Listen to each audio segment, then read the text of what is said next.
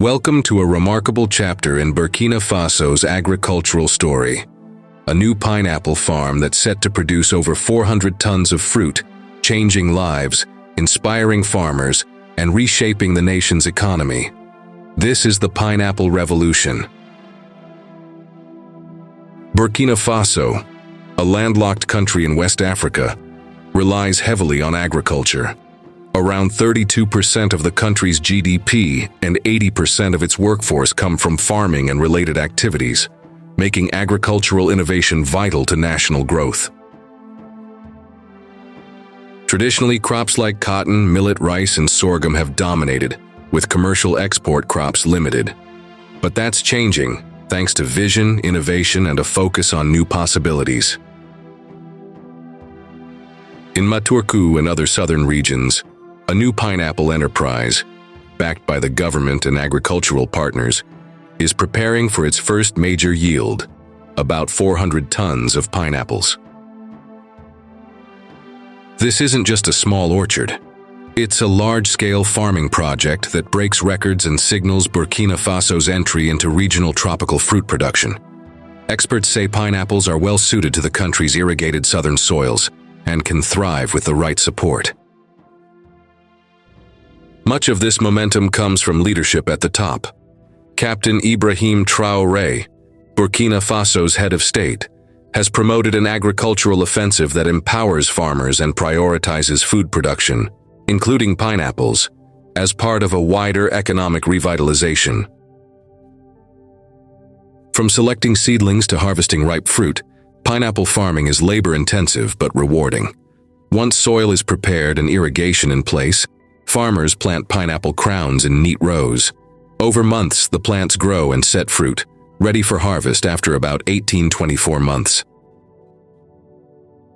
With this new farm scaling production, local farmers gain access to improved techniques, shared equipment, and collective markets, boosting both yield and incomes. A 400-ton yield isn't just fruit, it's economic impact. Pineapple production creates jobs on farms, in packing centers, transport, and sales. It also diversifies exports, offering fresh fruit for regional markets and beyond. Even small harvests previously, like an export of 3.2 tons in earlier years, generated revenue. By boosting value-added crops like pineapple, Burkina Faso can increase income for rural households, reduce reliance on a few traditional crops, tap into regional and potentially international markets, encourage agro-industry investment. It's not just about tons, it's about people. Training programs help young farmers adopt modern practices. Cooperative models share risks and improve bargaining power. Women and youth play key roles in harvesting, processing, and marketing. Such social upliftment ripples across communities, boosting school attendance, healthcare access, and local entrepreneurship. Burkina Faso's 400-ton pineapple project is more than agriculture. It's a symbol of possibility. With innovative leadership, community engagement, and strategic investment, a crop once unfamiliar in scale is now reshaping the economic landscape. From farm to market, from hope to impact, this is a new harvest for Burkina Faso. President Ibrahim Traoré is transforming Burkina Faso's agriculture through massive investments in mechanization, tractors, pumps, subsidized inputs, fertilizers, seeds, training programs, and infrastructure to achieve food self-sufficiency, focusing on local production, import reduction, and empowering smallholder farmers with equipment and resources, leading to claims of achieving food self-sufficiency. Key strategies and initiatives: massive equipment distribution, providing hundreds of tractors, tillers, and pumps to increase productivity, along with motorcycles for agricultural agents.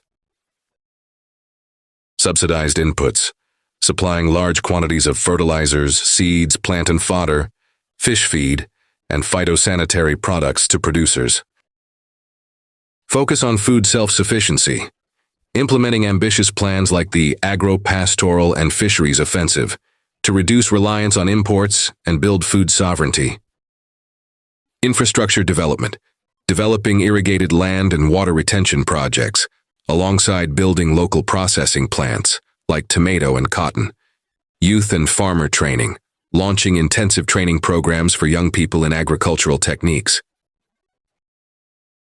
Support for vulnerable populations, offering equipment and services at subsidized rates or free to vulnerable groups. Reported outcomes. Food self-sufficiency.